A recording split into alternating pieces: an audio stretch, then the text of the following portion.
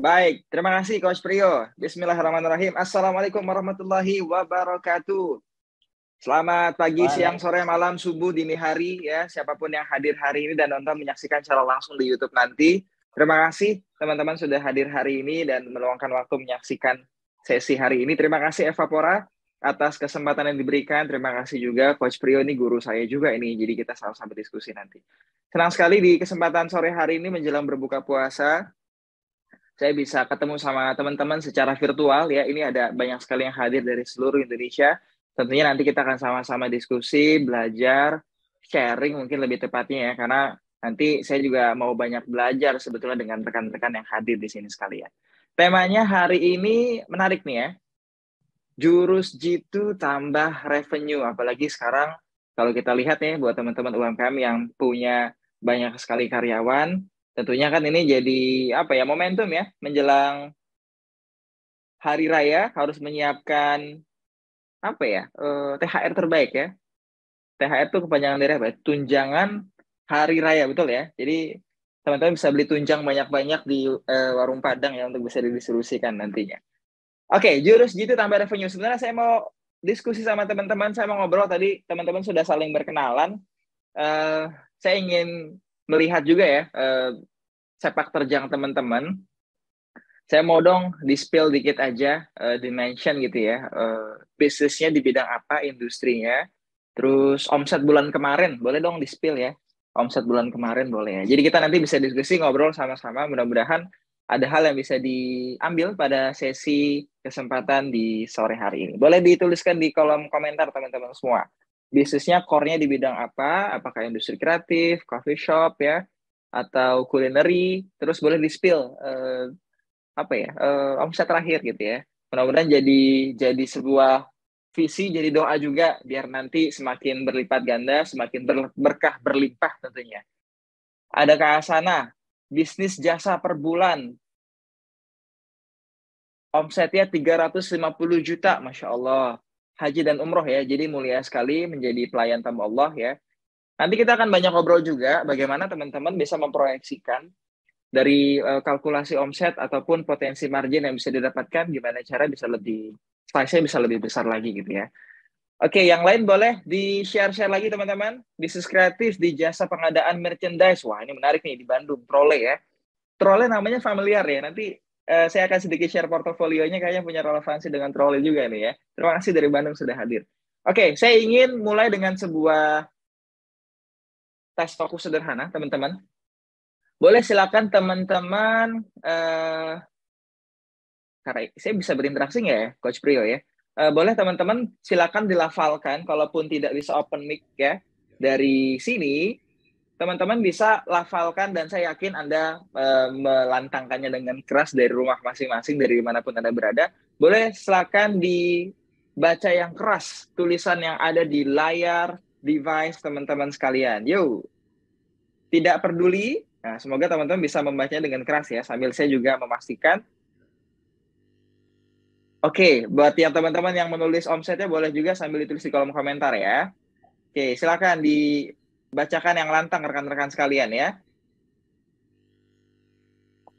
Oke, tidak peduli seperti apa susunan kata yang ada selama huruf di awal dan di akhir berbeda di tempat yang benar, berada di tempat yang benar, maka otak masih bisa membacanya. Saya akan awali dengan sebuah riset sederhana.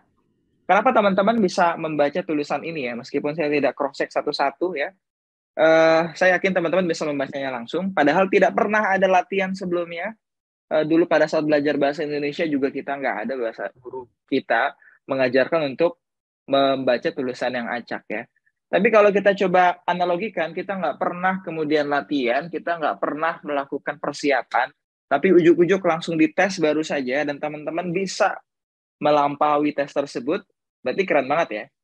Keren banget kan? Karena ini sebuah riset sebetulnya bahwa salah satu penelitian dari Glasgow University menunjukkan bahwa kekuatan otak manusia itu begitu fenomenal, teman-teman. Kita bisa baca tulisan ini, kenapa? Karena kita punya data memorinya.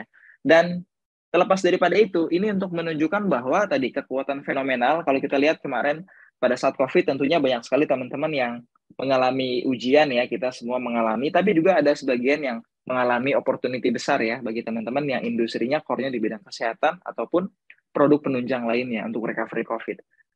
Tapi intinya apa? Selama kita masih memiliki endurance ya, ketahanan, durability, kita juga masih senantiasa fokus mencari opportunity baru, maka dengan kekuatan persistensi tadi, kita bisa pivot, kita bisa cari cara gimana caranya nutup operasional dari core bisnis yang lagi collapse dengan bisnis lain ya, atau mencari revenue tambahan gitu ya untuk bisa saling subsidi silang ya, memastikan bisnisnya berjalan dengan baik. Nah itu sebagai pembukaan di awal bahwa jangan kemudian kita khawatir ya, strategi, cara-cara gitu ya, itu semua bisa dipelajari, tapi yang paling utama adalah kemampuan mentalitas kita untuk bisa bertahan, bagaimana kita bisa persisten, atau istilahnya istiqomah ya, ini istiqomah dalam konteks yang positif ya, kalau Kak Priyo ini istiqomahnya kadang-kadang suka diplesetin beda tuh ya, istiqomah kepanjangan dari ikatan suami takut istri kalau di rumah ya. Jadi ini konteksnya adalah tadi punya persistensi, komitmen.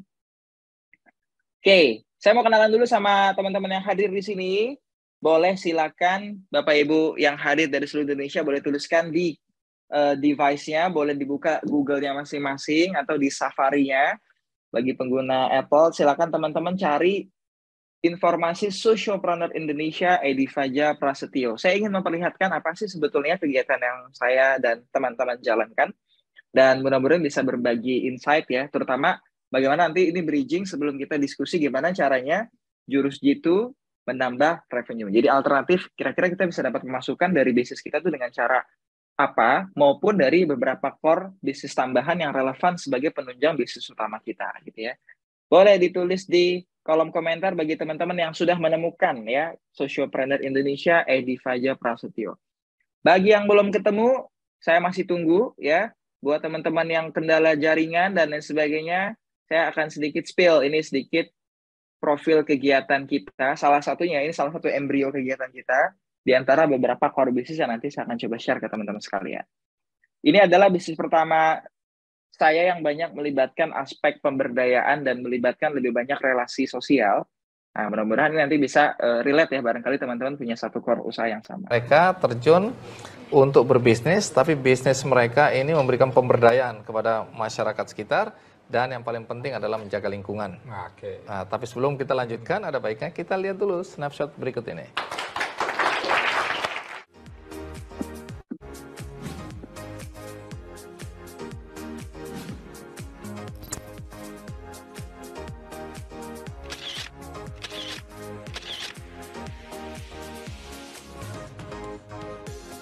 What comes to your mind when you see garbage? We typically think of disposing them. However, in the hands of creative youth, even garbage can be turned to object with benefit. How do they do it? Let's go and find out.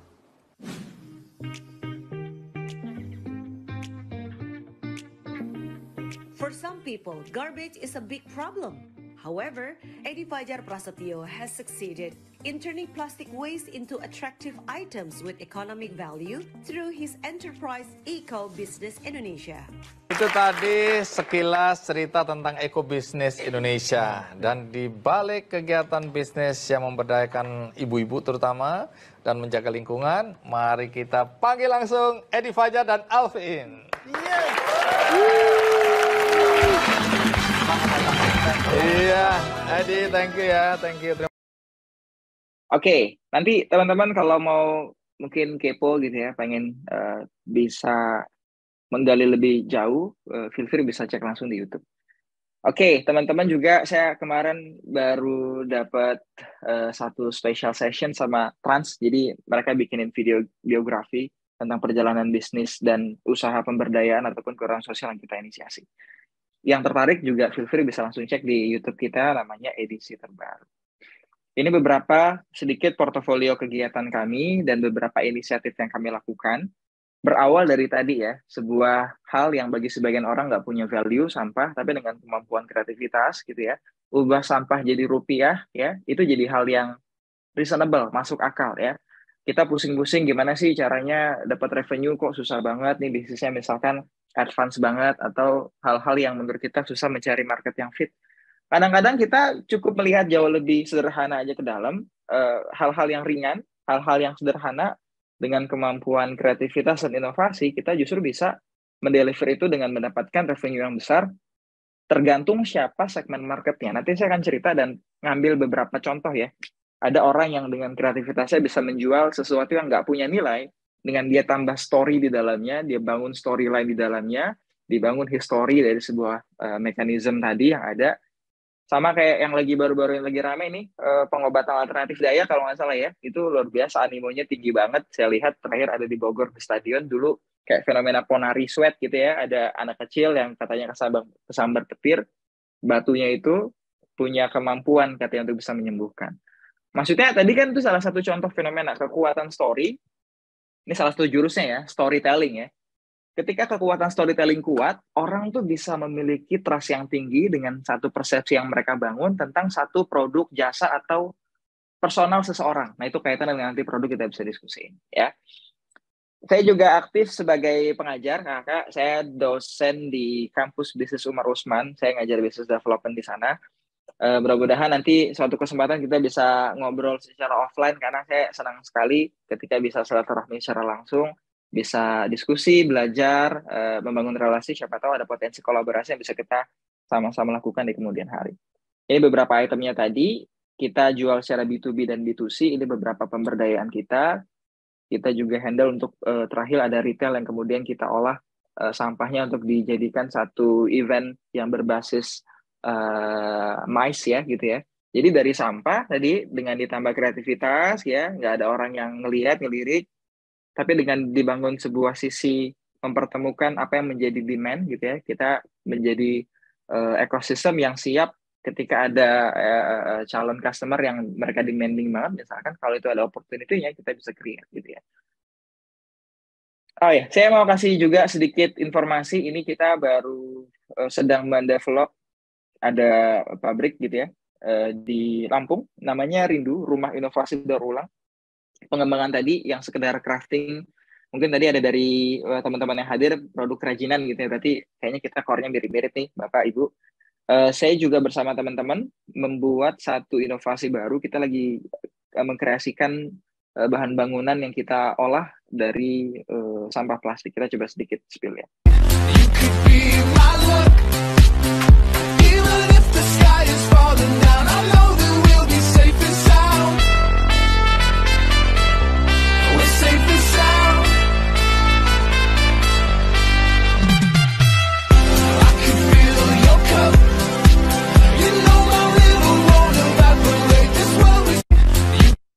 Oke, itu kita lagi ada pendekatan program di pasaran Wawai, dan kita mendapatkan support dari angel investor begitu ya, dalam satu program namanya CCE dari ABB. Kita mengelola almost hampir 1 miliar untuk kita intervensi di satu kawasan dekat pesisir untuk mereka bisa ngelola sampahnya, waste management terintegrasi, dan ada produk, ada outputnya, value produk yang bisa dijual. Buat Bapak Ibu yang tinggal di Lampung, Anda bisa mendapatkan produk kami di beberapa retail toko-toko bangunan yang sudah bekerja sama gitu ya. Oke, terus kita juga membuat satu ekosistem namanya Gajah Kebersihan. Feel free, silakan yang mau follow. Ini saya percepat aja di beberapa award dari tim. Kenapa saya tampilkan ini sebagai bentuk appreciate kepada tim kami dari apa yang sudah dilakukan, menorehkan beberapa repetisi yang positif dari beberapa mitra dalam dan luar negeri. Ini beberapa donor kami juga, maupun angel investor tadi. Lalu kami juga ada usaha coffee shop, kita bikin namanya Kopi Literasi. Ini kita juga dapat angel investor lain. Ada 2 unit, konsepnya menarik, perpustakaan tapi ada coffee shopnya. Ini berdiri pada saat COVID, karena banyak coffee shop tutup, jadi kita bikin coffee shop on demand. Jadi Anda calling, saya datang ke sana sama baristanya gitu ya. Jadi tim kami hadir dengan baristanya. Anda bisa kopi, bukan kopi sasetan ya, jadi kopi dengan beberapa signature kayak Vietnam drip dan beberapa yang biasa Anda konsumsi di coffee shop pada umumnya. Tapi kita on demand. Jadi di saat ada masalah, ada case tadi yang misalkan COVID pada saat kemarin, tapi dengan opportunity ya, dengan kreativitas, dengan melihat sudut pandang lain, ini salah satu jurus jitu kita bisa menambah revenue. Adalah apa? Melihat dari frame sudut pandang lain. Justru ada peluangnya di situ. Dan pada saat COVID kemarin juga, kami juga ada usaha travel keluarga begitu. Tapi ketika COVID kemarin juga banyak keterbatasan. Akhirnya kami membuat satu ekosistem baru, platform gitu ya. Ternyata hampir 15.000 usernya pada saat COVID. Jadi ternyata tadi di saat COVID kita bisa pivot dan ngambil beberapa peran-peran lain. Di saat COVID kemarin juga dengan kemampuan kreativitas tadi, mengubah kendala jadi potensi tambahan revenue gitu ya. Kita bikin manajemen reseller kemarin pada saat COVID karena saya lihat bersama teman-teman ekosistem online itu sudah mulai well-being di masyarakat. Jadi momentum itu kita ambil potensinya kemarin. Kita juga ada I.O., kita biasa support untuk beberapa teman-teman dari government maupun swasta yang bisa kita handle di sana. Nah, ini yang tadi saya mention kayak Trole salah satu yang familiar karena tim kami juga, kami kalau di poster kan saya mention sebagai CMO ya, dari Asia, kami juga fokus di bidang brand consulting gitu ya, dan ekosistem yang mengelola untuk optimasi, dan tadi sudah di-mention sama Caprio ya, buat teman-teman yang mau campaign, mau ngiklan gede-gedean, atau membangun ekosistem secara organik maupun ads tadi, nanti bisa disupport sama kami juga di Asia. Ini beberapa portofolionya, kemarin kita sempat handle Lumo Shop juga, salah satu platform yang diinjek sama Jeff Bezos, dapat seri C terakhir kalau nggak salah. Jadi kita sama support mereka juga. Terus Trole juga kami sempat bantu untuk kebutuhan Google Ads-nya. Jadi makanya tadi saya surprise banget ada salah satu tim dari Trole yang hadir di sini. Terima kasih juga untuk trust-nya untuk bisa di-develop oleh tim kami.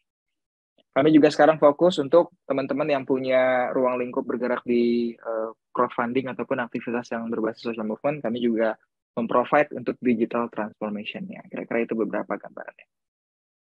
Dari ngelola sampah, saya dapat kesempatan mini scholarship ke Eropa, ini sama Pak Menteri Kemendikbud pada saat itu, sekarang jadi Menko beliau, Profesor Muhajir. Saya kasih sedikit ini school limit, karena saya tadi ada Prio di situ. Prio teman baik saya dulu, kami satu asrama. Saya bisa sampai di titik ini bisa dibilang faktor luck juga ya, qadarullah, tapi faktor luck. Kenapa? Karena saya bisa kuliah karena beruntung. Saya dulu di SMA 1 Budut, nggak kepikiran dari SMA saya mau lanjut kuliah karena biaya kuliah susah. Saya lahir dari keluarga yang sederhana, pemukiman, hidup di tempat pemukiman mewah gitu ya, mepet sawah, kiri kanan sawah.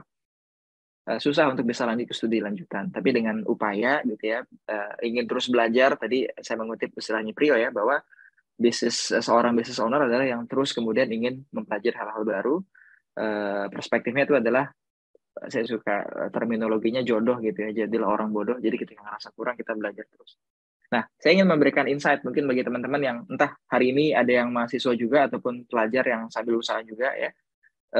Kita bisa menjadi apapun dan kita bisa meraih apapun yang kita inginkan selama kita punya satu keinginan kuat dan ikhtiar yang maksimal. Biasa nanti jalannya akan dibukakan. Saya nggak kepikiran kemudian bisa dapat scholarship dan beberapa reward yang bisa teman-teman saksikan di layar.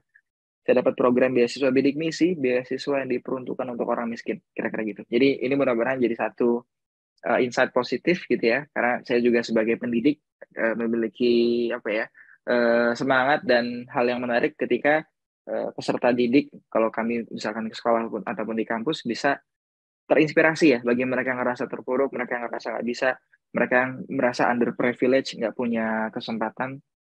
Saya jadi salah satu orang yang merasakan pengalaman tersebut. Jadi teman-teman nggak usah khawatir, privilege itu bisa dibentuk, kita bisa ciptakan dengan memperkuat kompetensi dan memperbanyak relasi, apalagi dalam ruang lingkup bisnis kita. Beberapa media coverage yang pernah meliput kami, ada beberapa juga yang belum kami masukkan, ada Narasi TV dan beberapa yang lain. Nah ini juga cara-cara sebetulnya, cara-cara gimana caranya kita bisa menambah revenue ketika kita dapat exposure yang baik ya. Kalau kita bahasa sekarang kan iklan tuh berbayar ya, di sosial media ataupun di media mainstream sekalipun. Kalau kita mau dapat satu highlight, saya sering lihat tuh ada beberapa misalkan travel umroh yang kemudian menarasikan, beredukasi di satu event section di segmen televisi, itu mereka harus bayar puluhan juta untuk mendapatkan session tersebut. Tapi dengan kemampuan storytelling, kita bisa dapat exposure, bahkan kita dibayar gitu ya. Jadi kebalik ya, kita dapat exposure, dapat iklan gratis, kita tanpa harus ngeluarin uang. Oke, itu sedikit sekelumit cerita tentang pengalaman kami. Jadi nanti feel free, kita mau diskusi, sharing, saya sangat senang sekali gitu ya. Kita akan coba bridging masuk pada konteks kita hari ini, jurus jitu menambah revenue. Kalau misalkan saya analogikan, tadi saya lihat sudah banyak sekali teman-teman yang bisnisnya sebenarnya sudah cukup besar ya. omsetnya ada yang di ratusan juta, bahkan tadi ada yang di puluhan juta gitu ya. Bisnis itu kan mirip-mirip kayak kalau kita pakai baju kan ada ukurannya, betul ya. Ada S, ada M, ada X, ada L, ada XL. Kalau S itu apa sih? Rekan-rekan, kakak-kakak, bapak-ibu sekalian. Bisnis itu kadang-kadang pasang surut ya, sama kayak ukuran baju. Kalau S itu saya sering mengibaratkan, S itu artinya, saya tulis di kolom komentar, sepi gitu ya. Nggak ada yang beli, apalagi buat bisnis yang baru, kickstart kita baru mulai, baru di awal kemunculan, biasanya kan orang-orang bertanya-tanya, customer belum cukup teredukasi tentang produk kita, dan mereka biasanya masih mengurungkan niat untuk memakai, mengkonsumsi produk kita secara langsung. Makanya perlu edukasi, perlu penguatan, perlu marketing yang tepat. Ya. Kemudian lantas dari S menuju ke M. M apa Bapak Ibu sekalian? Saya sering bilangnya itu, kalau di kolom komentar silakan dicek. Mendingan gitu ya. Yang tadinya nggak ada yang beli, ada beberapa orang yang mulai penasaran dan dia beli, ingin merasakan. Nah, kalau saya belajar dari Mas Jaya Setiabudi ya, yang membuat orang akhirnya mencoba dan dia kembali mencoba adalah memastikan produk kita tuh sudah ngangenin, produk kita tuh sudah sampai di MVP ya. Produk kita tuh memang betul-betul enak. Jadi ketika orang coba, kalau dalam konteks jasa, produk kita memuaskan, satisfaction gitu ya. Kalau tadi yang tour travel, berarti berkesan ketika menggunakan travel kita, berkesan ketika sudah sampai ke tanah air kembali. Jadi, apakah produk kita sudah cukup ngangenin? Apakah produk kita sudah menjadi MVP? Jadi, kalau sudah, berarti kita akan sangat mudah mendapatkan repetisi, revenue tambahan tanpa harus capek-capek melakukan edukasi dan publikasi. Tapi kalau jangan-jangan produk kita belum melewati fase itu, kita udah langsung jualan, dan kita bertanya-tanya, kok marketing gede-gedean tadi kok nggak nge-hit, nggak ada yang gigit gitu ya. Nanti saya akan ceritakan dengan 5 tips yang saya bangun, yang akan kita diskusikan setelah ini. Lalu ada yang L, namanya apa? Laris atau XL, sangat laris ya, sangat laris. Nah, ini adalah beberapa tahapan.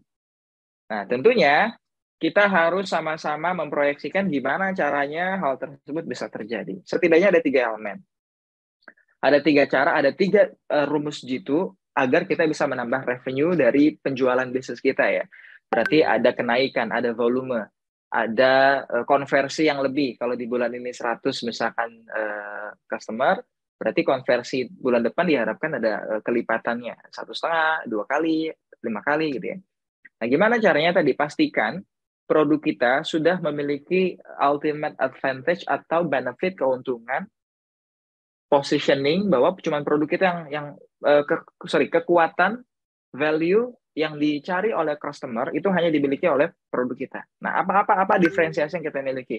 Apa unit selling proposition yang kita punya, yang itu nggak punya, yang tidak dimiliki oleh kompetitor lain.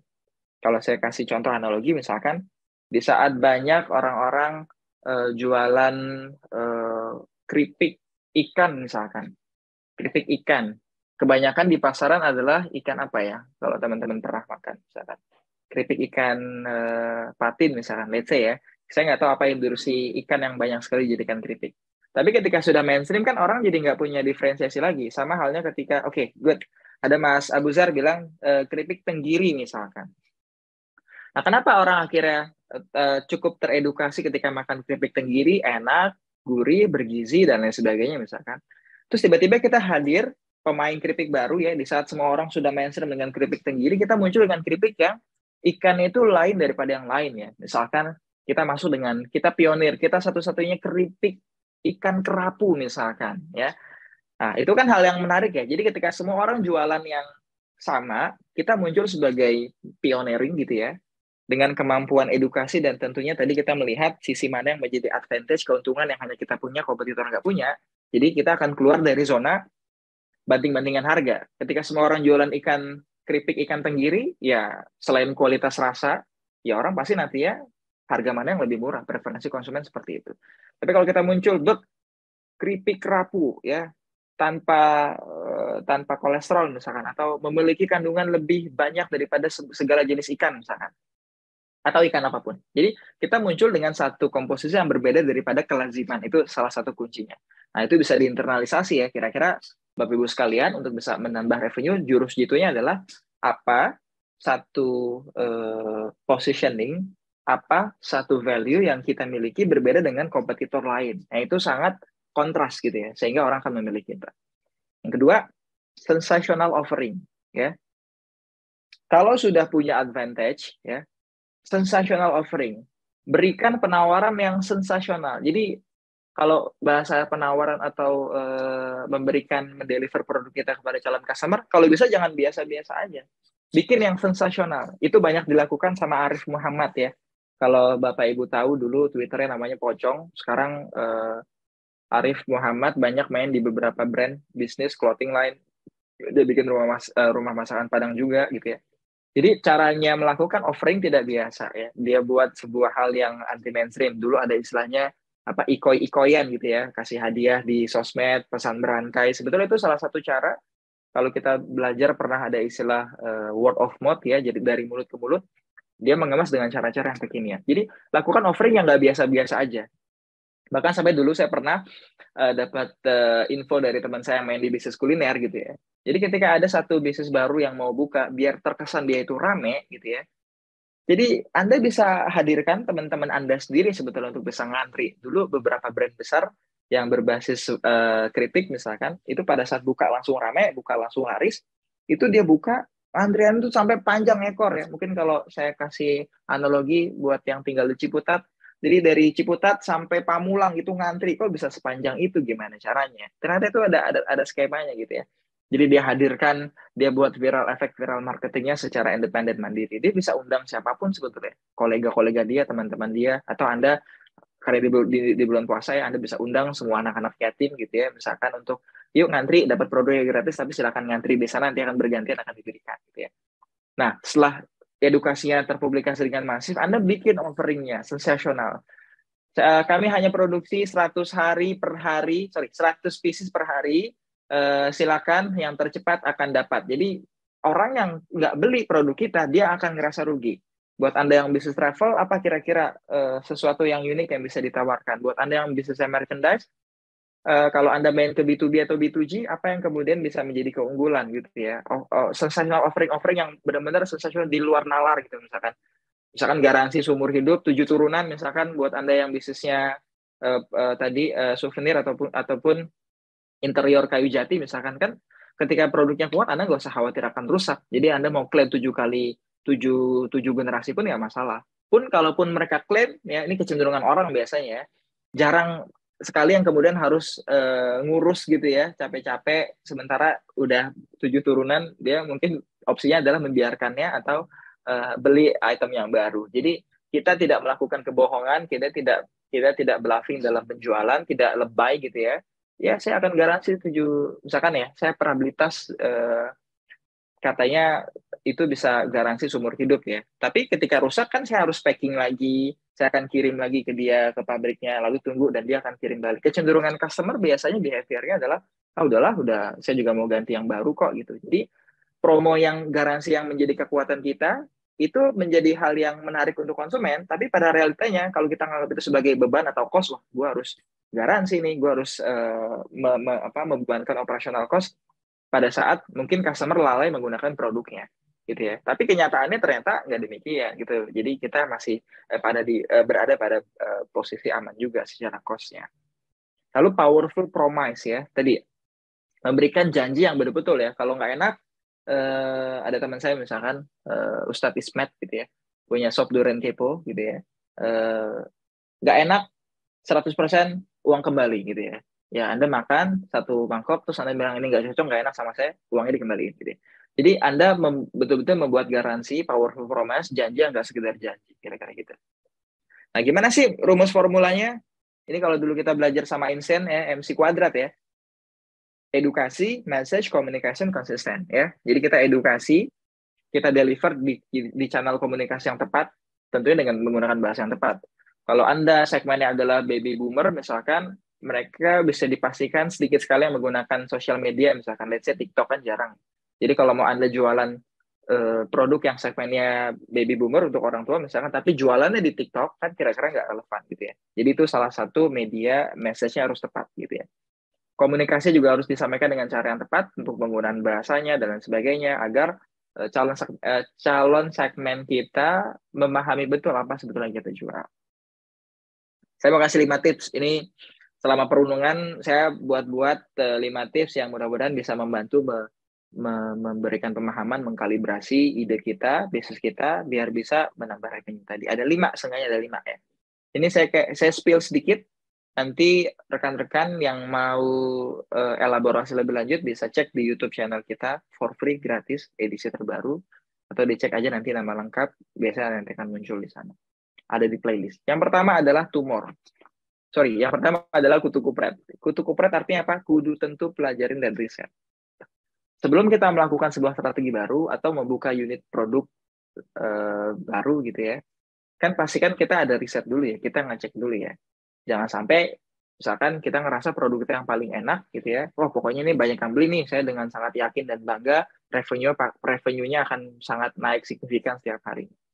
Tapi dengan jurusnya ternyata tidak tepat ya. Ada misalkan seorang pedagang bakso yang dia baksonya ini enak banget ya, paling enak se-Jawa Barat misalkan ya. Tiba-tiba karena memang dia ngerasa dia enak gitu ya, dia bikin baksonya, cek, dibuka di beberapa titik gitu ya. Dengan asumsi akan banyak yang beli, tapi dia kaget di beberapa hari kok jualannya sepi terus gitu ya. Ternyata pada saat dia sebar itu, dia melakukan satu kesalahan ya, dia tidak ngecek dulu siapa marketnya. Jadi dia malah jualan di beberapa komplek yang ternyata kompleknya itu komplek vegan, komplek vegetarian, komplek yang warganya nggak makan daging ya, plant based gitu. Kira-kira sekarang banyak ya dagingnya itu dari tempe, dari apa. Jadi kekuatan produknya yang maksimal, yang enak ya, yang champion di bidangnya, nggak akan kegigit, nggak akan relevan ketika berada pada kolam yang salah gitu ya. Jadi harus benar-benar dicek di riset ya. Apa sih problem yang di solve ya, di mana mereka kemudian berkerumun gitu ya. Dan ini salah satu referensi yang tepat sebagai industri atau bisnis besar yang akan saya berikan contoh. Samsung juga melakukan hal demikian di negaranya ya, di Korea. Dulu Samsung pada saat pertama kali berdiri pada tahun 1930 ya. 1930 ini bukan Bada Isya ya, Coach Priyo ya, ini 1930 kan kayaknya jam-jamnya habis Isya tuh. Tahun-tahun tersebut ada yang tahu nggak Samsung jualan apa? Boleh tulis di kolom komentar. Samsung bisnis apa sih pada era itu? Bisnis pertama Samsung. Boleh tulis di kolom komentar teman-teman. Bagi kita yang mungkin familiar melihat Samsung memiliki produk-produk elektronik, mungkin kita menyangkanya produk-produk selevel HP dan lain-lain ya. Ini Kak Lilian ada yang bilang produk pertanian. Oke. Oh ini Kak Ilham menarik nih, jualan mie. Yakin dia jualan mie ya? Masa sih Samsung jualan mie? Tapi kalau kita cek secara historical, memang benar demikian. Dulu mereka jualan mie instan gitu ya. Karena mereka membuat satu produk berdasarkan demand, ya, berdasarkan needs-nya yang dibutuhkan oleh market behavior pada saat itu.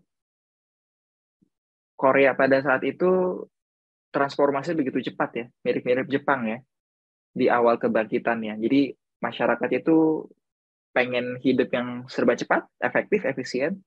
Nah, kira-kira ya makanan yang paling cepat, nggak ribet, ya salah satu adalah mie instan. Tapi kita akan menarik dan tergelitik ketika kita menganalogikan kita hidup di zaman itu, teman-teman. Siang-siang misalkan di luar bulan Ramadan gitu ya, bro, yuk kita makan Samsung kuah yuk pakai cabai rawit, kayaknya enak ya. Itu kayak agak tergelitik ya. Nah, dulu Samsung adalah produk mie instan. Terus kemudian dia bertransformasi menjadi pasar swalayan pada tahun 1970, berubah lagi menjadi asuransi, perusahaan asuransi 1990, dan berubah dengan produk-produk elektronik yang kita kenal hari ini. Jadi bayangkan ya, ternyata ngomongin tentang produk ya, ini kan salah satu cara Samsung gimana caranya strategi mereka untuk menambah revenue kan. Whatever mereka mau jualan lato-lato misalkan ya, mau jualan cappuccino cincau misalkan. Ketika memang marketnya fit pada saat itu, ada marketnya, tepat, ada demand-nya, dan mereka bisa memberikan supply, jadi itu barang, kira-kira gitu. Jadi posisi kita hari ini adalah dengan apapun core business kita bisa preteli lagi nih, oh kira-kira untuk unit-unit tertentu kita bisa tambah add-on tuh di mana ya? Contoh misalkan kalau saya mainin ke industri kuliner ya, ada beberapa teknik sederhana yang dilakukan ya, strategi gitu, tapi kalau itu dilakukan revenue bisa nambah. Saya kasih contoh. Buat Anda yang punya rumah makan misalkan, dengan memberikan satu SOP kepada pelayan Anda pada saat proses pemberian menu, dengan cara apa? Dengan cara memberikan pilihan opsi. Kalau kita lihat kalkulasi secara revenue, biasanya bisnis-bisnis kuliner yang sifatnya dine-in, makan di tempat, itu transaksi dari konversi minuman itu lebih besar gitu ya. Jadi Anda pada saat datang ke customer, kasih SOP ke pelayannya. Berikan opsi pilihan minuman. Jangan tawarkan mau minum apa. Biasanya behavior customer, apalagi kalau sepasang muda-mudi misalkan, cewek sama cowok kan secara prinsip agak beda ya. Kalau cewek dia lihat menu mana yang harga, mana makanan yang paling enak tanpa ngelihat harga gitu. Kalau cowok biasa beda tuh, ngelihat dulu mana harganya, mana yang paling ekonomis nih, dia akan pilih itu meskipun dia nggak tahu rasa atau kualitas selera daripada produk makanan minumannya cocok sama dia apa enggak. Dia akan lihat dari yang kolom paling kanan mana yang paling ekonomis harganya. Nah, salah satu mensiasatinya adalah kita bisa memberikan opsi.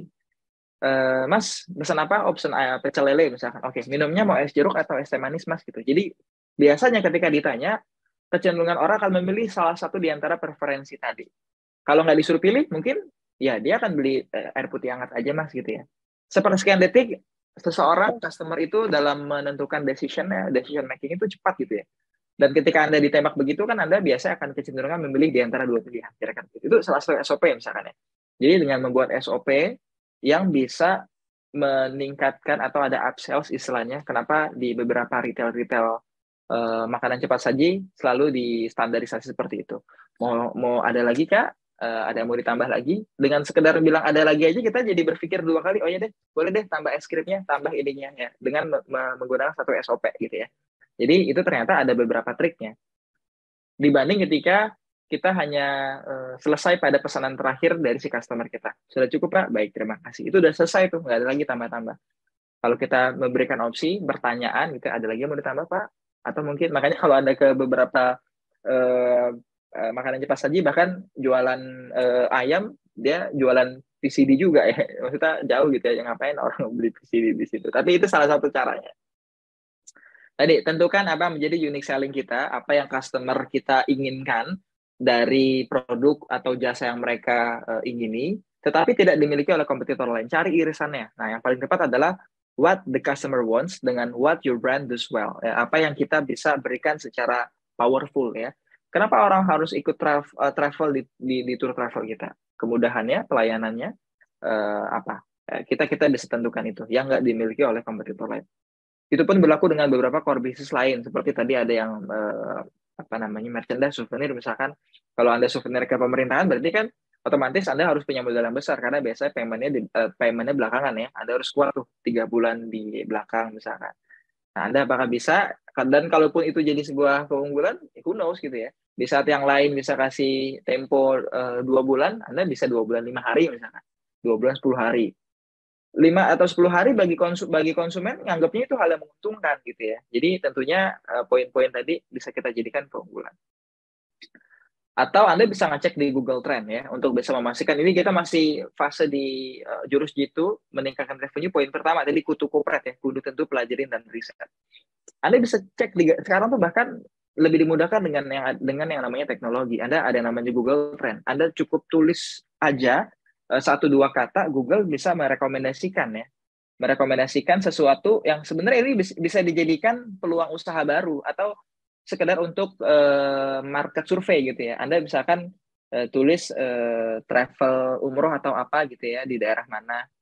Biasanya tulisannya di sini akan beda. Anda bisa cek di Google masing-masing. Pada saat saya tulis jasa sewa, Google memberikan rekomendasi jasa sewa mobil, jasa sewa laptop di layar kedua, jasa sewa Zoom. Berarti ini kenapa bisa banyak? Karena orang banyak sekali orang netizen yang mencari kata kunci ini, yang mencari mobil. Dia nyari nyewa mobil tapi di internet. Kan kira-kira, apalagi kita ketika di spesifikasi lagi dengan satu lokasi, misalkan saya di Depok, atau Anda ada yang di daerah Cirebon misalkan, nanti bakal muncul tuh jasa sewa mobil Cirebon, jasa sewa laptop Cirebon. Anda akan semakin memperlihatkan peluang-peluang potensi penambahan revenue lain gitu ya, berdasarkan demand yang ada dari market online kita. Jadi sederhananya kan gini ya, kalau Anda bingung mau bisnis apa, ini kayaknya jasa sewa laptop banyak nih. Ini waktu zaman COVID kemarin ya. Nah, itu salah satu contohnya aja. Anda bisa banyak search lagi untuk bisa ngecek. Anda cukup buka nanti di www.google.co.id ya, pakai yang google.co.id. biar dia ada beberapa tiga suku kata lebih untuk bisa bantu kita men-search kata kunci yang kebanyakan keywordnya dicari oleh konsumen. Yang kedua, tumor. Nah, tumor ini artinya ini bukan penyakit ya. Semoga kita senantiasa disehatkan nih di sore-sore menjelang Ramadan kan mustajab ya. Semoga disehatkan, diberkahkan, diberikan keberlimpahan semuanya. Karena kalau cuannya banyak juga, kalau revenue-nya juga begitu banyak bertambah, tapi kalau kita nggak sehat kan kayaknya nggak enak gitu ya. Jadi poinnya adalah tumor di sini bukan penyakit, tapi ada artinya. Temukan mentor. Cari siapa mentor atau orang atau ekosistem atau benchmarking dengan bisnis lain gitu ya. Yang memang dia core bisnisnya masih mirip dengan kita. Kalau Anda bisnis kuliner berarti kan cari mentornya adalah orang yang pemain lama di bidang kuliner, pemain lama ya. Jadi dia akan tahu tuh bagaimana mengantisipasi anjlokan kenaikan harga cabai misalnya di bulan Syawal ya menuju Lebaran gini. Ada yang jualan sambal ayam geprek pasti kan kebingungan mau naikin harga takut konsumennya kabur ya, nggak dinaikin harga kita nggak dapat untung gitu ya. Jadi cari siapa orangnya. Biasanya orang-orang yang berada pada level itu mereka akan sangat terbuka membagikan apa-apa yang sudah mereka torehkan karena mereka udah selesai dengan levelnya itu. Mereka sudah pernah merasakan momentum berhasil, bahkan kebanyakan dari mereka justru memiliki sifat filantropis ya. Jadi kayak udahlah, gue bisnis sudah settle segala macam. Mereka bikin yayasan, bikin rumah yatim, udah nggak mikirin lagi tuh. Jadi buat kita yang berasumsi, masa iya kalau saya nanya sama orang yang bisnisnya sama, apakah dia mau buka dapurnya? Untuk beberapa orang yang tepat Anda akan dibukain dapurnya, bahkan dikasih bahan bakunya gitu ya, nggak sekedar dapurnya diliatin. Nih dapur saya gini loh, belinya di mana. Anda bahkan bisa dikasih unjuk ya, supply yang bagus kayak gimana, timing pembelian yang hemat itu pada waktu kapan, itu bisa jadi dibuka. Nah itu semua bisa diakses ya untuk salah satu elemen kita menyiapkan jurus itu menambah revenue. Dengan cara apa? Itu bisa kita terima kalau kita juga punya kemampuan secara business owner selalu memiliki sifat terbuka. Kalau kita udah ngerasa cukup ya, kita akan orang-orang yang ngerasa di level yang tinggi biasa akan sulit mendengarkan hal-hal yang terlalu jauh di bawah. Bahkan sampai hari ini kalau kita lihat siapa yang paling jago melihat algoritma TikTok misalkan, gimana bikin konten biar FYP, pasti kan generasi di bawah kita, nggak bisa dipungkirin, Gen Z ya. Jadi kalau kitanya nggak punya sifat terbuka, masa iya kita misalkan umur kita jauh di atas mereka, belajar sama anak 17 tahun, diajarin gini loh om caranya. Nah, kalau kita nggak punya hati yang lapang gitu kan untuk bisa menyerap ilmu, mungkin kita akan ngerasa wah ini anak baru kemarin sore kok ngajarin apa, ini aku juga bisa. Nah itu stigma itu akan muncul kalau kita nggak punya nilai-nilai itu. Nah, salah satunya ini, Sukaesi. Sukaesi ini bukan Umi Elvi yang berdendang dan itu bukan. Tapi singkatan, Sukaesi ini artinya suka dievaluasi. Banyak dari kita yang ada di level saat ini, ketika diberikan advice, masukan, dia nggak mau nerima. Nah, proses blocking tadi, yang kita nggak mau dievaluasi, memunculkan, akhirnya mungkin treatment atau strategi kita tumpul-tumpul aja tuh. Jadi nggak ada hal yang beyond, nggak ada yang transformasi yang luar biasa ekstrim gitu ya, sehingga ada perubahan mekanisme pada saat penjualan sehingga bisa menambah revenue. Nah, karena jangan-jangan problemnya gara-gara itu. Jadi silakan kita sama-sama untuk saling bertransformasi. Yang ketiga, kuman aktif. Kuman aktif ini artinya temukan aksi kreatif. Ketika tadi produknya sudah diuji, sudah benar-benar ngangenin, sudah banyak dibutuhkan, lalu kita tanya sama pakarnya gitu ya, gimana sih cara jualan yang tepat gitu ya. Misalkan kalau teman-teman mau jualan kurma misalkan ya cari siapa yang pemain kurma sudah lama, dia akan tahu tuh timing pembeliannya kapan yang tepat ya, kira-kira harganya lebih stabil tuh di bulan apa. Kalau kita belinya di bulan Ramadan ya otomatis harganya melonjak. Jadi belinya di bulan keberapa tapi dengan masa expired yang masih cukup lama gitu ya. Jadi kan itu masalah timing aja bisa berpengaruh loh sama kita bisa menentukan harga HPP kita dan kita jual nanti ke pasaran. Temukan aksi kreatif. Nih, yang tadi saya janjikan di awal ya. Ini waktunya udah habis, tapi saya izin Mas Priyo, ini sampai tipsnya ini selesai, nanti kita bisa lanjut dengan tanya jawab. Jadi, di California ada seorang yang keren banget. Yang tadi saya bilang, salah satu tips untuk meningkatkan revenue adalah memiliki kemampuan storytelling yang kuat, bercerita, memasukkan narasi pada produk kita. Kalau kita ngelihat sekilas ini kayak cerita SpongeBob ya. Patrick kan katanya punya hewan peliharaan ya, yaitu batu gitu ya. Buat kita, saya nggak tahu ya, saya nggak nalar nih. Jadi ada seorang yang dia idenya tuh muncul gara-gara dia dengar temennya curhat. Bro, gue punya hewan peliharaan ribet nih, kasih makan lah, minta dimandiin segala macam. Costly banget, ya, costnya gede gitu ya. Akhirnya dia nanya, ada nggak sih bro? Kita mau punya hewan peliharaan pet gitu ya, tapi nggak ribet ngerawatnya. Nah, sebagai orang yang cerdik ya, dia ngelihat masalah orang sebagai potensi revenue tambahan, dia asal ngomong aja tuh ya, oh ada bro, gue punya apa tuh batu. Orang kan aneh, maksudnya batu. Nah, dia tapi nggak sekedar mengeluarkan gagasan tanpa dibangun skema berpikirnya. Saya kasih analogi begini, dia jualan petrol, tapi nggak sekedar batu biasa. Ini batu dikali banyak, kan nggak ada nilainya ya, kalau nggak dikasih kreativitas kan. Dia lakukan ini. Sebuah gagasan yang sangat imajinatif bisa merubah batu yang nggak punya harga jadi seharga $4, berarti sekarang mungkin 60 ribuan ya. Batu begini dijual 60 ribu ya. Yang dia jual adalah narasi, gagasan. Menurut kita nggak masuk akal, tapi nanti saya akan jelaskan banyak hari ini teman-teman yang menggunakan analogi dia di teknologi zaman hari ini.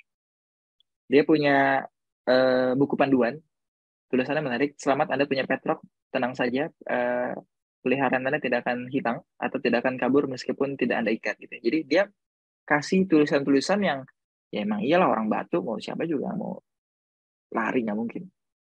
Atau saya mau tanya deh sama teman-teman ya, biar konstruk berpikirnya sama nih, biar perspektif kita selaras ya. Ini pada saat kita beli ada packagingnya bener ya, ini packagingnya yang saya kasih kursor ini. Kenapa dibuat ada lubang-lubangnya? Kenapa ada lubangnya? Boleh jawab di kolom komentar. Boleh jawab di kolom komentar. Nah, ini. Mas Adit bilang untuk bernapas. Nah, berarti Mas Adit udah agak setengah gila nih. Sama, saya juga agak setengah gila nih. Maksudnya ketika saya bilang dan Mas Adit serta Mas Abuzer bilang biar bisa napas, seolah-olah buat apa seolah-olah juga kita sebagai makhluk yang bisa memahami ini adalah benda mati, dia nggak mungkin napas gitu kan. Tapi dia membuat elemen ya, membuat elemen-elemen ya sehingga jadi hal yang lazim. Oh iya ini biar bisa napas jadi ada lubang. Jadi orang membeli gagasannya. Nah, itu jadi hal yang menarik ya. Mungkin bagi kita hari ini nggak masuk akal, tapi kalau Anda mungkin di aplikasinya pernah download aplikasi Paw ya, ada Paw ya, atau Jerry ya, Tomcat ya. Jadi kayak kita selalu punya hewan peliharaan, kita kasih makan tiap hari, atau Tamagotchi bener. Nah, saya tadi nggak mau nyebut Tamagotchi Mas Abuzer karena nanti bakal ketahuan umurnya gitu. Mungkin buat anak-anak yang baru lahir di tahun 2000-an nggak kenal Tamagotchi, jadi saya menghindari kata-kata itu. Tapi Mas Abuzar dengan rela hati ya, memberikan contoh agar kita bisa lebih memahami diskusi kita hari ini. Tamagotchi ya, kita seolah kasih makan. Ternyata sama. Pada tahun 90-an ini kan Mas Gary ini teknologinya belum canggih. Jadi dia mengadopsi konsep pemeliharaan itu tidak pada teknologi tapi pada kebendaan. Kalau secara psikologi sebenarnya kenapa kita pelihara kucing gitu ya, kita nyiramin pohon gitu ya, kan sebenarnya untuk merilis emosi ya. Jadi bisnis jualan dia itu adalah bisnis mental health kira-kira gitu ya. Jadi bisnis yang dicari segmen orang yang akan mau beli gitu ya. Nah, itu salah satu cara kreatif ya. Batu yang nggak punya nilai dikasih narasi, dikasih story, itu hasilnya powerful. Yang keempat, kasih jakun. Kasih jakun ini artinya kolaborasi jadi kunci. Jadi ini salah satu tips buat kita tambah revenue. Kalau bisa kita melakukan banyak cross-selling, kita banyak kolaborasi, atau kita menggunakan beberapa jalur distribusi. Kalau kita hanya selama ini masih konvensional aja, coba buka jalur online. Buat yang online masih hanya dropshipper aja, coba buka reseller. Coba buka afiliasi. Atau coba buka konsep-konsep lain. Atau yang baru main di B2C, kenapa nggak coba main di B2B? Kerjasama sama swasta, kelembagaan, government ya, kelembagaan B2B yang kita bisa potensi kerjasamanya dan revenue kuantitas daripada pembeliannya biasanya akan lebih banyak. Nah ini kan kita nggak pernah masuk di nalar kita nih. Ini beberapa brand besar yang kita bisa jadikan inspirasi ya. Anda pernah membayangkan minum kopi ditambah tolak angin ya? Orang minum herbal, let's say tolak angin ini isinya kan aneka rempah-rempah gitu ya. Kan biar nggak masuk angin ya. Tapi kalau ditambah es kan jadi aneh ya, dilalahnya kok bisa gitu ya. Tapi ya ini sebuah kolaborasi ekstrim yang bisa jadi mungkin selain daripada ada risetnya, kalaupun nggak ada risetnya, ini salah satu viral marketing aja kan. Nggak mungkin orang nggak ngomongin, kok itu minum kopi kenangan, sorry ini kopi kangen apa kopi kenangan sebenarnya. Jadi ada brand kopi kok tiba-tiba dicampur sama tolak angin, di mana faedahnya gitu ya. Tapi mereka lakuin itu ya. Jadi kolaborasi dengan banyak mitra, banyak brand, banyak komposisi tambahan gitu ya. Saya sering sebut istilah itu adalah taku tiru kok. Taku tiru kok. Tambah, kurang, tiru, rubah, kombinasi. Ada sesuatu barang yang kalau dikurangin tuh jadi nilai plus ya. Misalkan ya ada makanan nih, keripik. Dikurangin elemen MSG-nya. Nah, tanpa micin. Tuh ada tuh marketnya. Keripik non MSG. Nah, kesannya jadi lebih hemat. Lebih rendah kalori lah, lebih sehat. Sama kayak mie instan gitu juga kan. Ada yang mie sehat lah, ada beberapa brand kan. Dia mengurangi elemen yang ada biasa pada produk pada umumnya gitu ya, dengan micin tadi. Atau ditambah ya. Ada donat yang biasa plain ditambah topping, dia jadi booming gitu kan. Tambah, rubah, ditiru nih apa bisnis yang kemudian bisa diterapin di komoditas kita gitu kan. Misalkan ada es terakhir saya lihat apa gitu ya, ada es krim goreng kalau nggak salah kan. Untuk es krim itu aneh, es krim kok digoreng gitu ya. Jadi dia merubah gitu ya. Nah ini beberapa. Oh terima kasih ada Kakak Dilan Malaysia yang sudah join ya. Kita kasih tepuk yang gemuruh untuk Kakak Dilan. Oke, kita balik lagi ke sini ya. Terakhir, hak paten harus kudu persisten ya. Kuncinya tuh sebetulnya adalah persistensi. Kadang-kadang kita buka di bulan pertama kan pasti susah. Tapi kalau udah masuk 1 bulan pertama, kita udah tahu marketnya, kita ditipu sesekali, kita rugi 5 juta, alhamdulillah kita bersyukur tuh. Untung ditipunya 5 juta, karena banyak teman-teman yang mungkin ditipunya lebih dari saya. Jadi ketika ditipu kan ada pembelajaran. Saya dulu pernah bisnis kuliner, saya jualan tahu goreng, jualan ke distribusi ke beberapa asrama di kampus, konsepnya kantin kejujuran, sehari bisa 500 pieces kejual. Tapi saya ditipu sama teman saya sendiri. Saya ditipu sama kokinya karena saya sudah terlalu yakin dan percaya. Apalagi dengan tampilan yang ya kalau tampilan orang yang ini kan spiritual kan nggak mungkin ada yang nipu ya. Justru sekarang banyak yang demikian ya. Jangan tertipu, terkesima oleh tampilan aja. Saya melakukan hal yang luput adalah dengan apa? Saya nggak ada hitam di atas kertas. Sorry, nggak ada MOU yang jelas, nggak ada hitam di atas putih di atas kertas gitu ya. Jadi itu penting di awal. Jangan gara-gara bisnis keluarga, kakak sama adik, nggak ada legal standing yang clear. Jadi lakukan itu. Itu salah satu cara juga untuk menambah revenue ya. Jangan sampai kita karena udah yuk buka reseller, kemitraan segala macam, tapi nggak ada legal yang kuat, akhirnya susah nanti pada saat proses ada hal-hal yang tidak diinginkan. Nah ini tadi yang saya bilang, ini salah satu cara untuk kita bisa konsisten, persisten, istiqomah adalah kita banyak mainkan ke beberapa pendekatan. Yang selama ini main B2C aja, kenapa nggak coba main ke B2B? Atau sebaliknya, yang hanya main B2B, kenapa nggak coba B2C juga? Siapa tahu segmennya juga besar gitu ya. Misalkan Anda yang jualan hampers yang biasa jual ke perusahaan-perusahaan, ini di momentum Ramadan, menjelang Lebaran ini banyak juga kok personal yang dia nyari gitu ya. Kalau kita bisa kasih value yang banyak dengan harga yang ekonomis, pasti customer akan pilih kita, kira-kira gitu. Oke, ini saya percepat aja. Kira-kira itu ya, karena waktunya kayaknya terbatas banget. Nanti teman-teman kita bisa diskusi banyak, kalaupun nanti tidak terakomodasi untuk pertanyaan yang dilayangkan melalui forum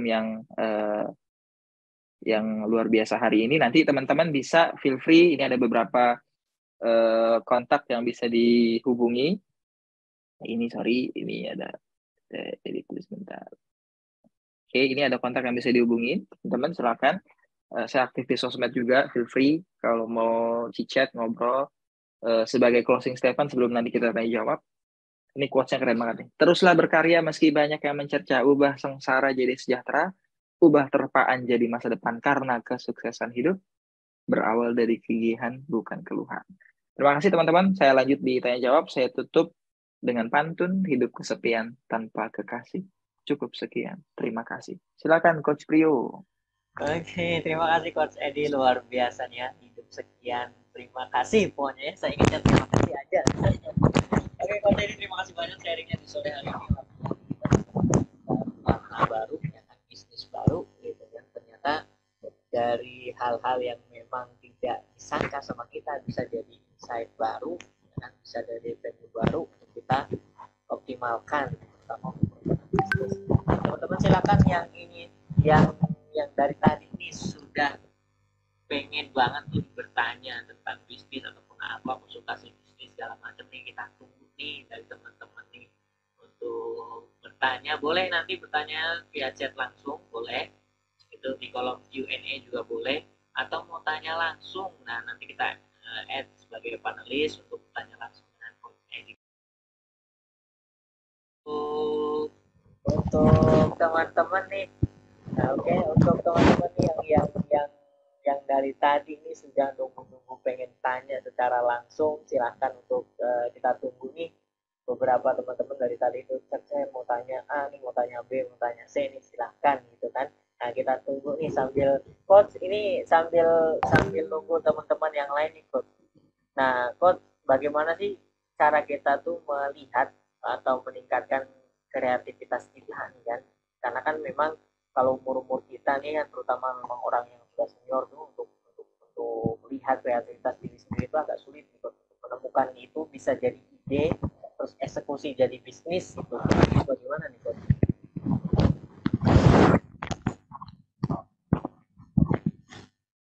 Baik, terima kasih Coach Priyo. Menjawab pertanyaan Coach Priyo. Nanti setelah Coach Priyo akan saya jawab, ada pertanyaan dari kolom komentar dari Kanita ya, Coach Priyo, tentang apa perbedaan revenue dan lain-lain. Saya coba berikan sedikit analoginya gini. Gimana sih tadi Coach Priyo, kita sebagai individu biar kita bisa kreatif gitu ya, biar kita bisa memunculkan ide-ide yang anti mainstream tadi ya. Saya dapat oleh ini, saya dapat konsep ini pada saat di Eropa. Jadi Eropa tuh punya konsep namanya CIE. CIE. CIE model ya namanya, CIE model. Jadi ada yang tahu nggak CIE model ini apa? Kakak-kakak, rekan-rekan sekalian. CIE.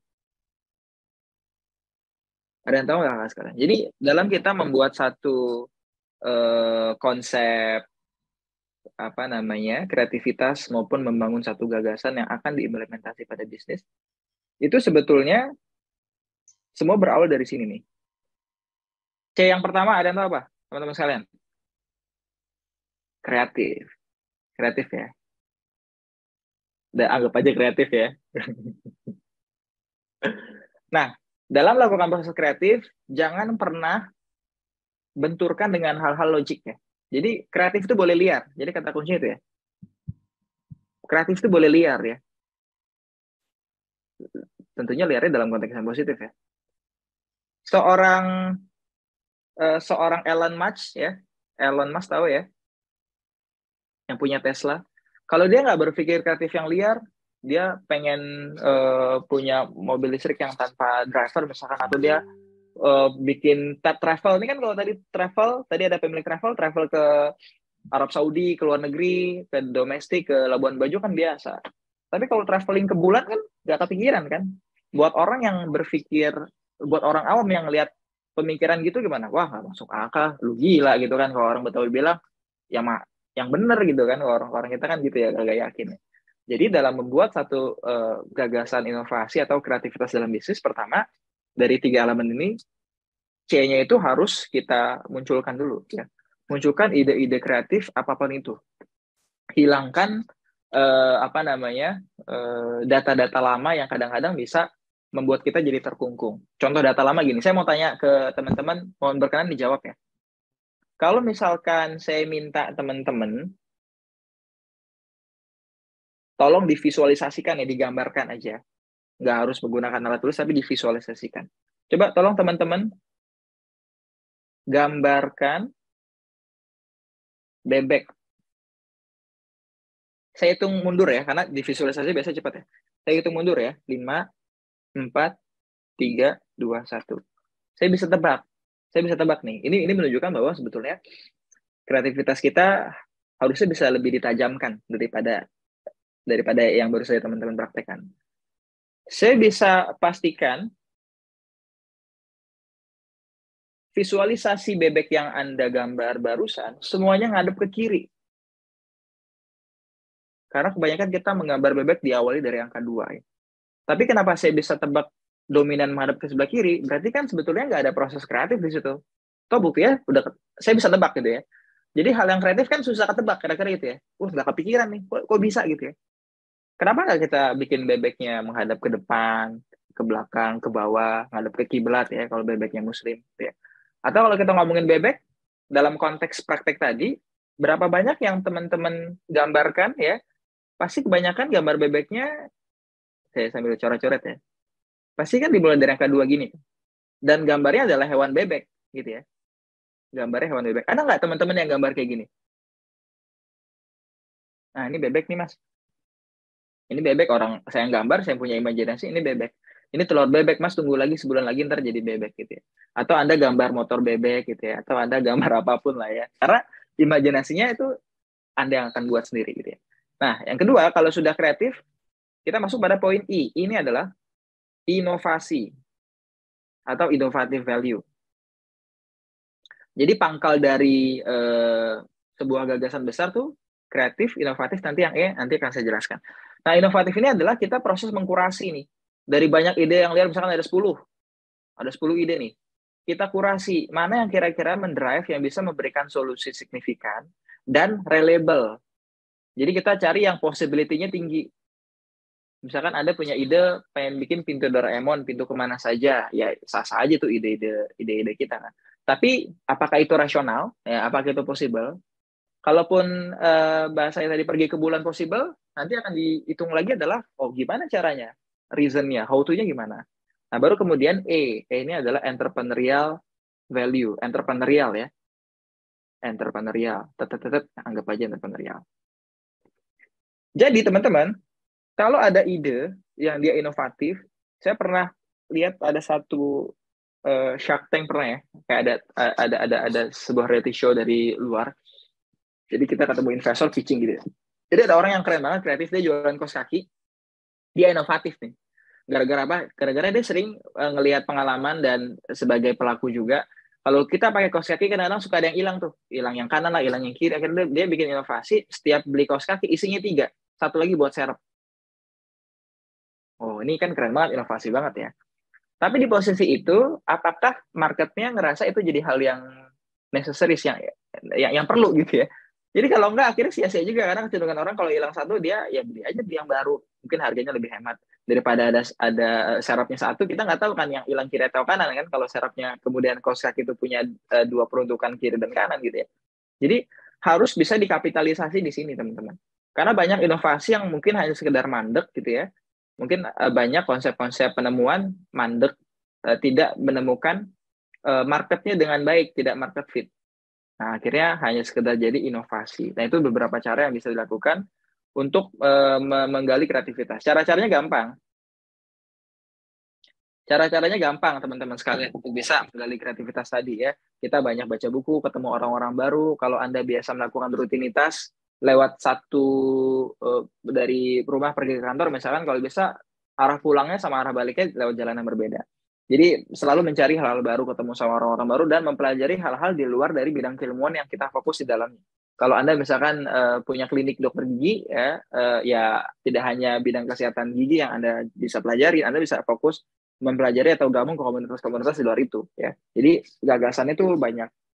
Dan itu biasanya bisa jadi inovasi titik temu. Sebagaimana Mas Nadiem Makarim kan kepikiran bikin Gojek karena dia mempelajari banyak hal ya.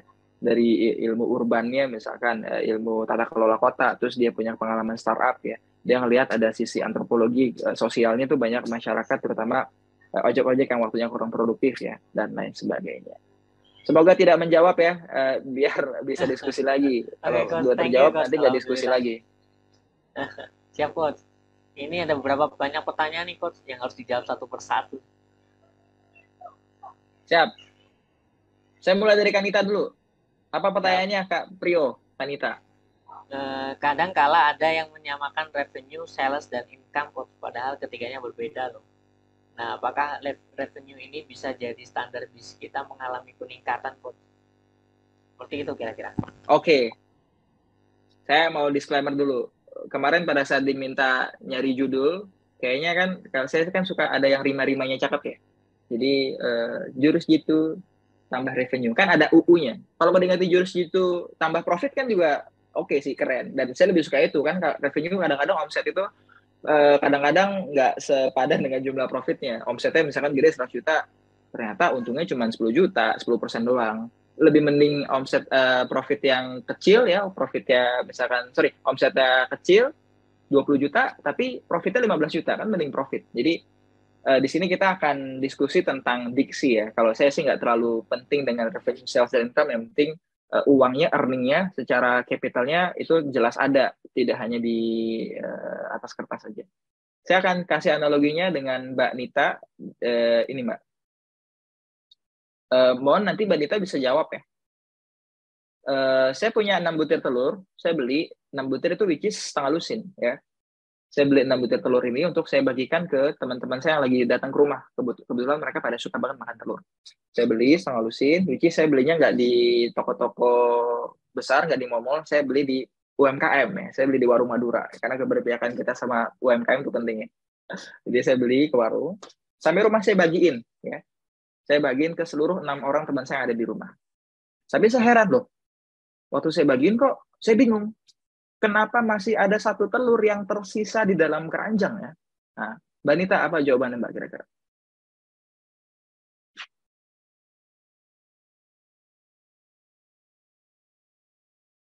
Mbak Nita, kira-kira kenapa masih ada 1 telur yang tersisa di dalam keranjang?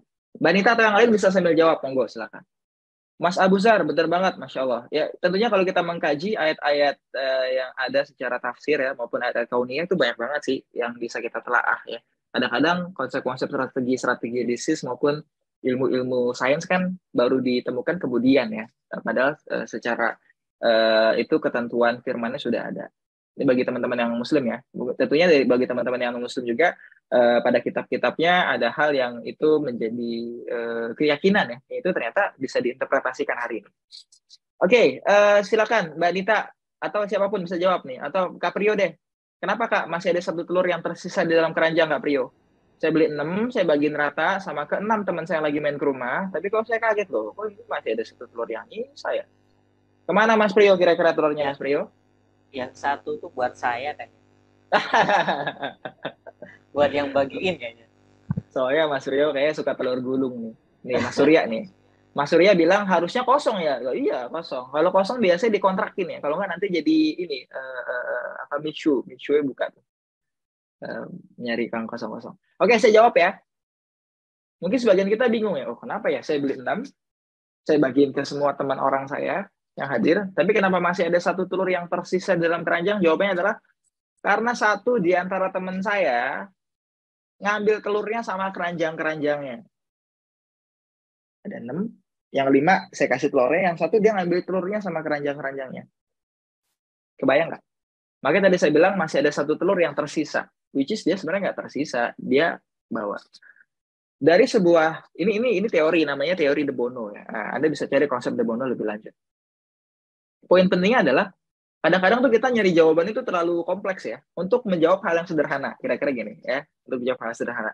Saya bukan seorang pakar ekonomi gitu ya. Jadi ketika tadi ditanya apa perbedaan sales, revenue, saya tidak memiliki kepahaman yang dalam. Tapi intinya kalau saya dapat revenue, profit atau gross profit gitu ya, net profit gitu ya, itulah yang akan kita olah kan gitu kira-kira ya. Setelah dipotong COGS dan lain-lain. Jadi konteks revenue yang kita diskusikan adalah gimana caranya, mau itu sales, mau itu income gitu ya, yang sudah dipotong semua ya. Syukur-syukur udah dipotong pajak 2,5% ya. Atau kalau Anda sebagai pengusaha yang pengen berkahnya lebih banyak, nih saya belajar dari Coach Prio, Anda zakatin 10% misalkan, atau 20% gitu ya. Nah, jadi poin yang sama-sama kita sepakati mungkin dalam pemaknaan, dalam KBBI, mungkin ada hal yang berbeda ya. Apa itu revenue, apa itu sales, apa itu income. Tapi yang menjadi proyeksi diskusi kita hari ini adalah gimana caranya kita punya upaya-upaya menghadirkan traffic, menghadirkan leads gitu ya, untuk datang menjadi calon customer kita, menjadi new customer dan syukur-syukur jadi pelanggan ya. Kan beda ya antara pembeli sama pelanggan. Kalau pembeli biasa datang sekali belum tentu beli lagi. Tapi kalau pelanggan datang sekali besok-besoknya beli terus gitu ya. Jadi perspektifnya adalah sebisa mungkin dari jurus-jurus gitu yang tadi kita pelajari ada penambahan income, ada penambahan profit ya. Syukur-syukur profitnya lebih banyak daripada omsetnya tadi ya. Kalau saya analogikan kan omset misalkan orang jualan gamis ya 1 bulan 15 juta itu. Tapi ketika dihitung-hitung kok untungnya ternyata cuma 30%, 5 juta ya. Dibandingin ada omset dia jualan tahu bulat, omsetnya 10 juta. Kan lebih kecil daripada omset jualan fashion 15 juta tadi. Tapi ketika dicek profitnya berapa? Profitnya 8,5 juta lah. Karena untungnya lebih gede daripada yang fashion tadi karena tidak banyak potongan dan proses cost di dalam. Ya kalau disuruh pilih mending mana? Ya mending profit yang gede kan. Tapi poin diskusi kita tadi semoga ada banyak penambahan income yang bisa kita dapatkan atau penambahan revenue, penambahan profit dari beberapa strategi yang bisa diterapkan. Itu tentunya menjadi privilege lah tentunya teman-teman yang mengikuti setiap sesi Evapora sesi ini dari pertemuan ke-21 ya luar biasa ya. Jadi kalau di recap tuh dari pertemuan pertama apalagi sama ada guru saya juga tuh, saya terinspirasi sekali dengan Abi Darwis gitu ya. Tentunya banyak banget yang bisa diinternalisasi dalam bisnis kita masing-masing. Semoga bisa bermanfaat ya teman-teman ya. Waktunya masih aman nggak, Kak Priyo? Sedikit lagi Coach, itu satu pertanyaan lagi nih. Saya nggak boleh jawab. Siap. Satu pertanyaan, apa pertanyaannya Coach? Kalau boleh tahu Coach. Apakah revenue dapat diakui setelah produksi selesai Coach, walaupun belum dilakukan penjualan? Baik, terima kasih. Itu namanya forecasting kali, peramalan. Orang belum ada penjualan tuh. Emang di atas kertas emang kadang-kadang enak tuh, ngitung-ngitungan enak tuh. Saya juga sering ngelakuin itu, terutama saya di industri jasa ya. Beberapa tuh saya suka kalkulasi misalkan untuk project IO nih ya. IO satu project misalkan terakhir, let's say nilai projectnya 150 juta. Nah, kita kan hitung dulu tuh. Nah, masalahnya ini sudah pasti akan terjadi gitu ya. Jadi bukan kalau kita jualan tuh kadang-kadang misalkan kita nge-iklan nih, iklan 10 juta, ya berharap dapat konsumennya misalkan 100. Yang namanya iklan kan kadang kena, kadang enggak, kira-kira gitu. Tapi kalau sifatnya B2B kan udah jelas. Ini udah ada SPK-nya, saya beli cuman bayarnya ditangguhkan. Nah, kita bisa hitung-hitungan dari awal tuh. Oh, cost dapat earning, dapat profit, dapat revenue misalkan 50 juta. Yang omset ya, 50 juta. Oh, untuk potong cost untuk SDM sekian. Jangan lupa pajak-pajaknya. Oh, pajaknya 11% gitu kan. Ditambah lagi pajak IO-nya 2%. Nah, itu kalau luput dihitung, kadang-kadang angkanya itu seolah-olah gede, tapi dapatnya kecil. Kan 150 juta kalau kita ngomongin itu omset atau revenue kan gede ya. Tapi ternyata waktu diperes-peres, ini profitnya cuma 30 juta misalkan. Jadi jumlah profitnya itu jangan sampai bergeser dari analisa kita. Mendingan pahit di awal ya. Jadi kalau tadi Anda sampaikan, boleh nggak itu dijadikan diklaim sebagai revenue? Boleh, ketika pasarnya udah pasti gitu ya. Ketika ada orang yang memang bayar itu harus, dia akan beli. Pasti itu dari mana? Kalau kita jualnya sama orang kan, orang tuh bisa berubah pikiran. Kalau dia belum DP, dia bisa berubah pikiran. Jadi ikat konsumen dengan DP dulu gitu ya. Jadi kalaupun dia nggak beli, ya barang dikip di kita, DP-nya nggak balik. Kan ada konsekuensi, ada komitmen di legal tadi, di hitam di atas putih. Tapi kalau dia cuma ngomong doang, verbal doang, Mas saya nanti beli ya 1000 pieces, wah kita udah senang nih, ini proyeksi keuntungan nih. Ternyata dia cuma omong doang ya, nggak transfer juga, nggak ada hitam di atas putih, DP juga nggak boro-boro.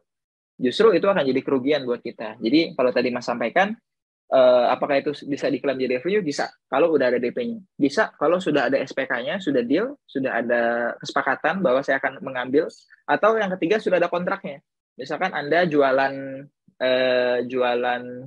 cengkeh, saya pengusaha minuman herbal misalkan. Saya ambil setahun tuh sama Anda, jadi tiap bulan Anda kirim. Nah, apakah hitungan di 1 tahun itu di bulan kedua meskipun dia belum beli, boleh saya masukkan revenue, Coach? Boleh-boleh aja gitu. Tapi sebagai data analisa, sebagai angka-angka di atas tulisan, belum tentu juga yang Anda dapat sama demikian. Misalkan di bulan kedua ternyata harganya memang HPP-nya dengan margin yang Anda dapat masih tinggi 20%, ternyata BBM naik misalkan di bulan kedua. Ongkos produksinya pada saat pengiriman otomatis lebih naik dong. Dan itu kan ngegerus keuntungan kan. Jadi bisa jadi Anda bisa tuliskan itu di atas kertas, tapi pada saat realita yang didapatkan tidak seindah yang di atas kertas. Bisa jadi lebih kurang ya. Atau bisa jadi nambah juga ya, tiba-tiba ada orderan tambahan di tengah-tengah. Atau Anda punya problem, misalkan harus ada retur, misalkan barangnya nggak bagus, itu jadi kerugian juga. Tapi sebagai orang yang punya sifat optimisme, saya suka tuh hitung-hitungan di atas kertas dulu. Jadi ngerjainnya semangat, Coach Priyo. Oh, saya ada orderan 1000 pieces. Wow, kan enak tuh kalau ditulis di atas angka, ditulis di Excel kan enak. Wah, saya akan dapat proyeksi, bahasanya proyeksi ya, proyeksi, forecasting, potensi 25 juta, Coach. Oke, ditulis 25 jutanya. Dan itu dijadikan sebuah driven, hal yang menggerakkan kita. Kan kita akan jauh lebih semangat dong, karena udah jelas nih ada 25 juta di depan. Masa sih kita nurunin kualitas, masa sih kita nggak perform. Jadi mau nggak mau, ketika kita sudah ada set goal berapa yang akan kita raih, kita akan lebih enak optimum ke sana. Nah, kira-kira gitu. Semoga tidak terjawab ya. Jadi bisa diskusi lagi di lain Oke, kesempatan. Coach. Terima kasih banyak nih, alhamdulillah nih, Coach, di sesi akhir ini luar biasa nih insight yang kita dapatkan di sore hari ini nih, Coach. Untuk teman-teman UMKM di seluruh Indonesia nih, Coach, untuk closing statement-nya seperti apa nih di sore hari ini biar tambah berkah nih. Silakan, Coach. Siap. Closing statement-nya gini, teman-teman. Dalam konteks revenue atau tadi istilahnya mau revenue, mau sales, mau profit ya, mau income ya. Intinya pendapatan ya. Kita boleh beda pendapat, tapi kalau bisa sih pendapatannya sama-sama besar ya. Jadi teman-teman semua, beberapa cara yang tadi kita mention, strategi itu kan bagian daripada cara ya. Tentunya sebetulnya rezekinya itu udah diatur masing-masing. Jadi jangan terlalu khawatir juga, kok kita udah all out nggak datang-datang ini, untungnya kok nggak seberapa. Jangan-jangan rezekinya itu tidak dialokasikan dalam bentuk uang ya, tapi kita sehat terus ya. Kita sama tim, sama karyawan kompak terus gitu ya. Kita punya pabrik kita, alhamdulillah nggak pernah kena bencana alam, nggak pernah kebakaran. Di beberapa waktu di sini tuh ada satu rumah makan baru, Abah Cianjur kalau nggak salah. Itu belum lama, belum ada setahun. Terakhir saya lihat infonya ada tragedi kebakaran gitu. Jadi maksudnya konteks-konteks afirmasi maupun konteks-konteks revenue itu kadang-kadang tidak selalu dalam bentuk uang ya teman-teman ya. Bisa dengan tadi ya hal-hal lain yang memudahkan kita ketemu supplier yang enak ya, bayarnya bisa tempo, yang harusnya bayar di muka ini dia bisa termin 3 bulan, itu kan bisa jadi nafas kita. Jadi apapun yang kita lakukan, pastikan kita bisa melihat cerminan dari beragam sudut pandang dan tidak fokus sama tadi cuan terus gitu ya. Tapi kita bisa jauh lebih wise juga, lebih bijak melihat fenomena di lapangan. Tentunya ketika kita melakukan beberapa cara yang memang sudah terbukti atau proven tadi, terutama mentor-mentor yang sudah main dan dia berhasil, Anda copy paste, biasanya kecenderungan berhasil akan tinggi, gitu ya. Jadi saya sih optimis ya teman-teman di sini, keren-keren banget, ada 35 orang lebih, tadi ada lebih dari 50 juga saya lihat. Apapun bisnisnya, semoga bisa senantiasa bertumbuh. Dan yang paling penting, bisnis itu growth dulu ya. Kalau disuruh pilih growing dulu atau glowing dulu, kalau glowing kan bisa dipoles ya, tapi growing itu internal yang jauh lebih powerful.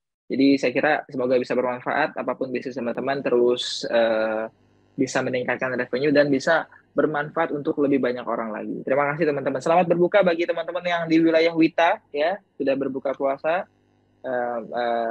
Selamat berbuka puasa, salam untuk keluarga di rumah. Terima kasih Mas Priyo, terima kasih Eva Pora, terima kasih teman-teman yang sudah hadir. Sampai ketemu di waktu yang lebih baik nanti.